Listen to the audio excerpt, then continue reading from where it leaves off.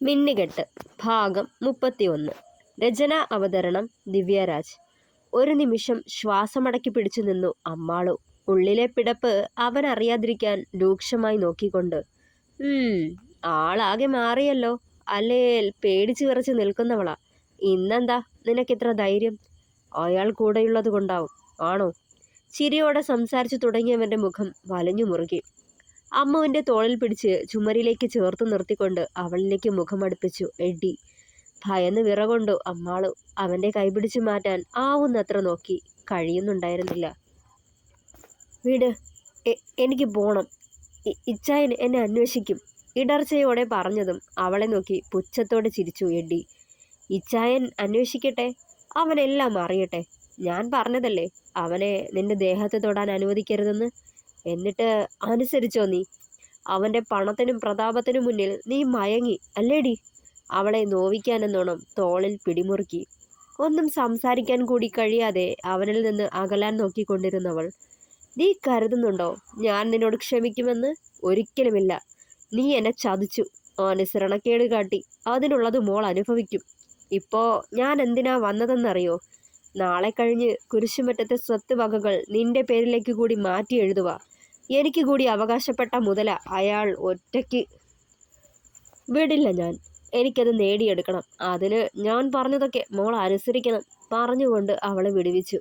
ആഞ്ഞൊന്ന് ശ്വസിച്ചു അമ്മാളു. കവിളികളിൽ കൈചേർത്ത് കിതപ്പോടെ ഒരു മൂലയ്ക്കിരു. ഇന്നേ വരെ തന്നെ ഒരു വാക്കുകൊണ്ട് പോലും നോവിക്കാത്ത ഇസഹാക്കിൻ്റെ മുഖമോർത്തതും കരച്ചിൽ വന്നവൾക്ക്. വീണ്ടും തന്നിലേക്ക് അടുത്തു വരുന്ന എഡ്ഡിയെ രൂക്ഷമായി നോക്കി അമ്മു. നിന്റെ മനസ്സിലിരിപ്പൊന്നും ഒരിക്കലും നടക്കില്ല. എൻ്റെ ഇച്ചായനെ ഒന്നിനു വേണ്ടി ഞാൻ ഉപേക്ഷിക്കുകയില്ല. ഇച്ചായൻ്റെ ഒരു തരി മണ്ണ് പോലും നിനക്ക് കിട്ടുമെന്ന് വ്യാമോഹിക്കുകയും വേണ്ട. നിന്റെ തനി നിറം എന്താണെന്ന് ഞാൻ എല്ലാവരെയും അറിയിക്കും. നിന്നിലെ ആട്ടിൻ തോലണിഞ്ഞ ചെന്നായെ എല്ലാവർക്കും മുന്നിലും എത്തിക്കും ഞാൻ. ഓർത്തോ? അവന് നേരെ വീറോടെ വിരൽ ചൂണ്ടി അവളത് പറയുമ്പോൾ ഡീ അലറിക്കൊണ്ട് അമ്മാളുവിനെ വലിച്ചെണീപ്പിച്ചു എഡ്ഡി. നിന്നെയും അയാളെയും ഞാൻ ജീവിക്കാനും വിടില്ലടി, ഓർത്തോ? എഡ്ഡി ചായ. ആനിയുടെ അലർച്ച കേട്ടതും ഞെട്ടലോടെ എഡ്ഡി അമ്മുവിനെ വിടുവിച്ചു. വാതിൽ തുറന്ന് അകത്തേക്ക് കയറി വന്ന് അവനെ രൂക്ഷമായി നോക്കി ആനി. എന്താ ഇതൊക്കെ? ഇരു കൈയും മാറിൽ പിണഞ്ഞു കെട്ടി ചോദ്യഭാവത്തിൽ അവനെ നോക്കിയവൾ. ആനി, ഞാൻ വെറുതെ. അമ്മാളു അതുവരെ മുഖത്തു നിന്ന ദേഷ്യഭാവത്തെ മറച്ചു വെച്ച് പരിങ്ങലോടെ അവളെ നോക്കി. നിന്ന് പരിങ്ങണ്ട, ഞാൻ എല്ലാം കേട്ടു. നിങ്ങളൊരു മനുഷ്യനാണോ? സ്വന്തം കൂടപ്പിറപ്പിനെ തന്നെ വേണോ ഈ ചതി? അവനെ കൂർപ്പിച്ചു നോക്കിയതും ഭയം നിറഞ്ഞു അവൻ്റെ കണ്ണുകളിൽ. ആനി, ഞാൻ മോളെ പറയാൻ തുടങ്ങിയവനെ കൈ ഉയർത്തി തടഞ്ഞു ആനി. മിണ്ടരുത്. ഇച്ചായൻ്റെ സ്വത്തുക്കൾക്ക് വേണ്ടിയല്ലേ നിങ്ങൾ ഈ ചെറ്റത്തരം മുഴുവൻ കാട്ടിയത്? നിങ്ങൾക്ക് തരാനുള്ളത് ഇച്ചായൻ തരാതിരിക്കുമെന്ന് തോന്നുന്നുണ്ടോ? അവനിൽ നിന്നും മിഴികൾ മാറ്റാതെ ചോദിച്ചു. വല്ല നക്കാപ്പിച്ചയും തന്നൊതുക്കും അയാൾ. ആർക്ക് വേണം അയാളുടെ പിച്ച കാശ്? പുച്ഛഭാവത്തോടെ പറഞ്ഞു എഡ്ഡി. അപ്പോൾ ഇത്രയും നാളായിട്ടും ഇച്ചായനെ നിങ്ങൾ മനസ്സിലാക്കിയിട്ടില്ലല്ലേ? ഇച്ചായൻ ഉണ്ടാക്കുന്നതെല്ലാം നമുക്ക് കൂടിയാണെന്ന് എത്രയോ വട്ടം പറഞ്ഞിട്ടുള്ളതാ. എന്നിട്ടും ഇങ്ങനെ ചിന്തിക്കാൻ തോന്നിയില്ലേ നിങ്ങൾക്ക്? ആനി അവനെ പുച്ഛത്തോടെ നോക്കി. നീ ഇനി ഒന്നും പറയണ്ട ആനി. അയാൾ നമ്മുടെ മമ്മിയുടെ മോനല്ല. എന്നിട്ടും നീ എന്തിനാ ഇങ്ങനെ അയാൾക്ക് വേണ്ടി വാദിക്കുന്നത്? നീയും ഞാനുമാ മമ്മിയുടെ മക്കൾ. നമ്മളല്ലേ ഒരുമിച്ച് നിൽക്കേണ്ടത്. എന്നിട്ട് എല്ലാവർക്കും അയാളെ മതി. ഒരു വലിയ ത്യാഗിയാണെന്ന രീതിയിലാണ് എല്ലാവരും അയാളുടെ അടുത്ത് തലയിൽ വച്ചിരിക്കുന്നത്. അതിന് മാത്രം നമ്മുടെ കുടുംബത്തിന് വേണ്ടി അയാൾ എന്ത് ചെയ്തെന്നാ? എല്ലാം ചാച്ചനുണ്ടാക്കിയെടുത്തതല്ലേ. അതൊക്കെ അയാൾ നോക്കി പരിപാലിച്ച് വളർത്തിയെടുത്തു. അല്ലാതെ ഇതൊക്കെ അയാളുടേതല്ലല്ലോ. ചുണ്ടു കൊടിച്ച് പറഞ്ഞു എഡ്ഡി. നന്ദി കേടായി പറയുന്നതും ചെയ്യുന്നതും. ഇച്ചായൻ്റെ വിയർപ്പിൻ്റെ ഫലം തന്നെ നിങ്ങളും ഞാനും അനുഭവിക്കുന്ന സർവ്വ സുഖ സൗകര്യങ്ങളും. ഇച്ചായനെ കുറിച്ച് ഇങ്ങനെ ചിന്തിക്കാൻ നിങ്ങൾക്ക് എങ്ങനെ കഴിയുന്നു? പുച്ഛം തോന്നാ നിങ്ങളോട്. ഞാൻ കരുതിയതിലും ഫ്രോഡാ എഡ്ഡിച്ചായ നിങ്ങൾ. നിങ്ങളെപ്പറ്റി അമ്മ പറഞ്ഞപ്പോൾ ഇത്രയും പ്രതീക്ഷിച്ചിരുന്നില്ല. പക്ഷേ ഇന്ന് എനിക്കൊരു കാര്യം ബോധ്യമായി. ഞങ്ങളുടെ കുടുംബത്തിന് ചേർന്നയാളല്ല നിങ്ങൾ. നമ്മുടെ വീട്ടുകാരുടെ ഒരു സ്വഭാവ ഗുണങ്ങളും നിങ്ങൾക്കില്ല. അതല്ലേ സ്വന്തം കൂടപ്പിറപ്പായവനെ തന്നെ മുടിപ്പിക്കാൻ ഇറങ്ങി തിരിച്ചത്? ഏട്ടത്തിയായി കാണേണ്ടവളെ മറ്റൊരു കണ്ണിലൂടെ കണ്ടത്. ആനി ഇത് പറയവേ ഞെട്ടലോടെ അമ്മുവിനെ നോക്കിയവൻ. ദേ, ഒരു കാര്യം ഞാൻ പറഞ്ഞേക്കാം. എല്ലാം ഇവിടെ വെച്ച് നിർത്തിക്കോ. എല്ലാം. ഇനി അമ്മുവിനെ ഓരോന്നും പറഞ്ഞ് ഭീഷണിപ്പെടുത്തി വേദനിപ്പിക്കാനാണ് ഭാവമെങ്കിൽ സത്യങ്ങളെല്ലാം ഞാൻ തന്നെ എല്ലാവരെയും അറിയിക്കും. ഇച്ചായൻ നിങ്ങളെയും എന്നെയുമൊക്കെ ജീവനെ പോലെയാണ് സ്നേഹിക്കുന്നതും വിശ്വസിക്കുന്നതും. ആ നിങ്ങൾ ഇച്ചായനെ ചതിക്കുവാണെന്നറിഞ്ഞാൽ എഡ്ഡിയെ ചോദ്യഭാവത്തിൽ നോക്കി. അറിയാമല്ലോ, മറ്റെന്തും ജോണിച്ചായൻ ക്ഷമിക്കും, പക്ഷെ ചതി അതൊരിക്കലും ക്ഷമിക്കില്ല. ഇച്ചായൻ എന്നല്ല, കുടുംബത്തിലെ ആരും. പുഴുത്ത പട്ടിയെ പോലെ നിങ്ങളെ അവർ ആട്ടിയകറ്റും. പിന്നെ തെരുവിലേക്ക് ഇറങ്ങേണ്ടി വരും. ആരും നിങ്ങൾക്കൊപ്പം നിൽക്കില്ല. അവളത് പറഞ്ഞു നിർത്തുമ്പോൾ എഡ്ഡി മുഖം കുനിച്ചു നിന്നു. ദേ ഇച്ചായ, എന്ത് തീരുമാനിച്ചു? ഇപ്പൊ പറയണം. എല്ലാം ഇവിടെ വെച്ച് അവസാനിപ്പിക്കണം. അല്ല ഇനിയും തുടരാനാണ് ഭാവമെങ്കിൽ ഞാൻ എല്ലാം എല്ലാവരെയും അറിയിക്കും. ഇന്ന് തന്നെ. നിങ്ങൾക്കറിയാലോ, ഇന്നിവിടെ എല്ലാവരും ഉണ്ട്. തെല്ലും പതറാതെ അവന്റെ മുഖത്തേക്ക് ഉറ്റുനോക്കി ആനി. അല്പസമയം മൗനത്തിലായി എഡ്ഡി. പിന്നെ തുടർന്നു. ഞാൻ എല്ലാം അവസാനിപ്പിച്ചോളാം.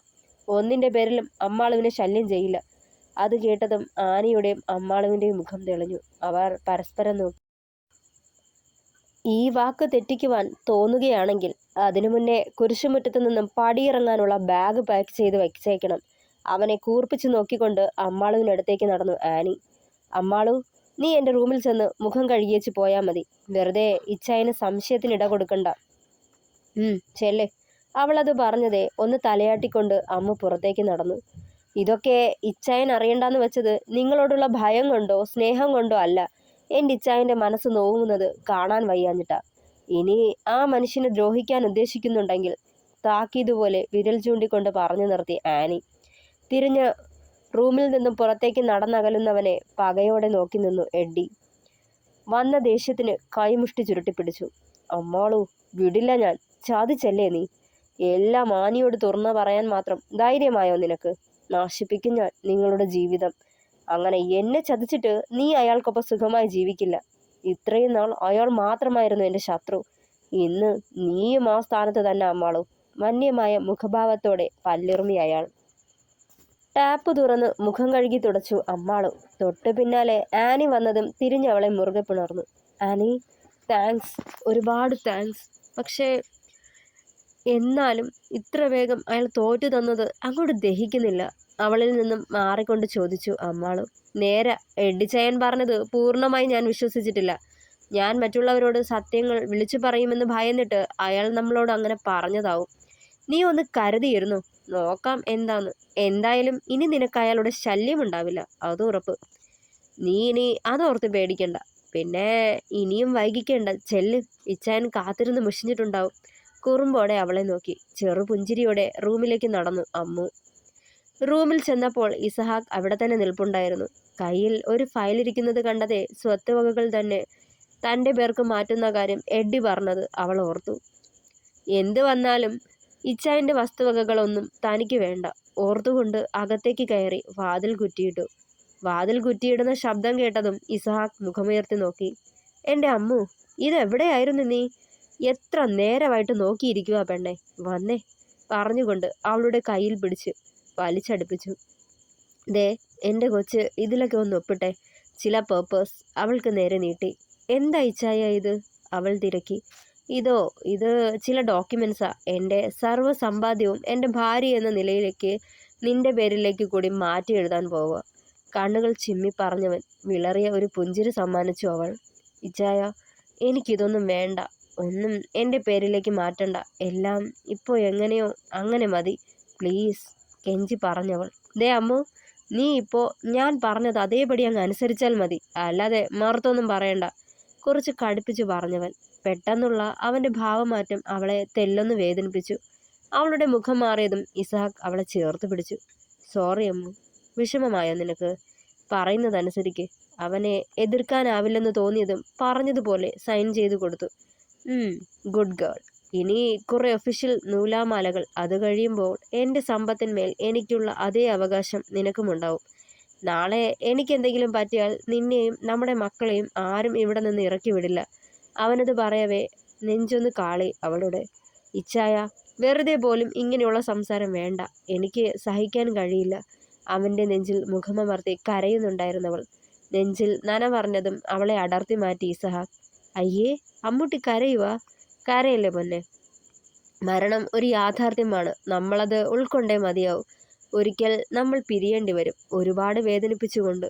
അതിന് മനസ്സിനെ പാകപ്പെടുത്തണം. നീ ഇപ്പോൾ ഒന്നും ഓർത്ത് വിഷമിക്കണ്ട. ഇപ്പോൾ എൻ്റെ കൊച്ചിനെ ഇച്ചായനൊന്ന് സ്നേഹിച്ചോട്ടെ. എത്ര നേരമായിട്ട് കാത്തിരിക്കുവാന്നോ. നാണത്തോടെ മുഖം കുനിച്ചു നിന്ന പെണ്ണിനെ വശ്യമായ പുഞ്ചിരിയോടെ ഉയർത്തിയെടുത്തിരുന്നവൻ വീണ്ടും ഒരു പ്രണയസമാഗമത്തിനായി. പിറ്റേ ദിവസം രാവിലെ തന്നെ എഡ്ഡി തിരികെ പോയി. പോകുന്നതിന് മുന്നേ ഇസഹാക്ക് എന്തൊക്കെയോ അവനെ പറഞ്ഞേൽപ്പിക്കുന്നത് മുകളിൽ നിന്നും അമ്മു കണ്ടിരുന്നു. എന്തായാലും അവനിൽ നിന്നുള്ള ഒഴിഞ്ഞു നോട്ടവും തന്നെ അലോസരപ്പെടുത്തിക്കൊണ്ടിരുന്ന അവൻ്റെ പ്രവൃത്തികളും ഇനി ഉണ്ടാവില്ല എന്നോർത്ത് മുഖവും മനസ്സും തെളിഞ്ഞു അവളുടെ. ദിവസങ്ങൾ വീണ്ടും കടന്നുപോയി. ഇതിനിടയ്ക്ക് ഒരു ദിവസം പ്രഭ തറവാട്ടിലേക്ക് വന്നിരുന്നു. ജാനറ്റിന് ബദ്രിയുമായുള്ള വിവാഹത്തിന് സമ്മതമാണെന്ന് അറിയിച്ചു. അത് കേട്ടതേ ലോകം വെട്ടിപ്പിടിച്ച സന്തോഷമായിരുന്നു ബദ്രിക്ക്. ഇതുവരെ താൻ ഒറ്റയ്ക്കായിരുന്നെങ്കിൽ ഇനി മുതൽ തനിക്ക് കൂട്ടായി ഒരാൾ കൂടി വരാൻ പോവുകയാണെന്നോർത്തുള്ള സന്തോഷം. 2 മാസങ്ങൾ കൂടി കഴിഞ്ഞ് വലിയ ആഡംബരങ്ങളൊന്നുമില്ലാതെ ചെറിയൊരു താലികെട്ടിൽ ആഘോഷങ്ങൾ ഒതുക്കുവാൻ അവർ തീരുമാനിച്ചു. ഒരു ദിവസം വൈകുന്നേരം എബിയും ബദ്രിയും ഇസഹാക്കും കൂടി പുരയിടത്തിലിരുന്ന് ഓരോ കാര്യങ്ങൾ സംസാരിച്ചിരിക്കുകയായിരുന്നു. ഈ സമയം ഇസഹാക്കിന്റെ ഫോണിലേക്ക് ആദിയുടെ കോളാണെന്ന് കണ്ടതും അവൻ രണ്ടാളെയും മാറി മാറി നോക്കി. ഇസ, എന്താടാ? ആരാ? ബദ്രി നെറ്റി ചുളിച്ചുകൊണ്ട് ചോദിച്ചു. ആദിയാടാ, നെഞ്ചിടിപ്പോടെ പറഞ്ഞവൻ. ഡാ, റിസൾട്ട് വന്നിട്ടുണ്ടാവും, നീ വേഗം കോൾ അറ്റൻഡ് ചെയ്. എബി അവൻ്റെ തോളിൽ കൈവച്ചു. ഇസഹാക്ക് വേഗം കോൾ അറ്റൻഡ് ചെയ്തു, മറുപുറത്തു നിന്നുള്ള വാർത്തയ്ക്ക് കാതോർത്തുകൊണ്ട്. തുടരും. പ്രിയപ്പെട്ടവരെ, അഭിപ്രായങ്ങൾ കൂടി പറയണേ. കഥ ഇഷ്ടമായാൽ ലൈക്ക് ചെയ്യുക, ഷെയർ ചെയ്യുക, സപ്പോർട്ട് ചെയ്യുക, ഹൈപ്പ് ചെയ്യുക. Thank you.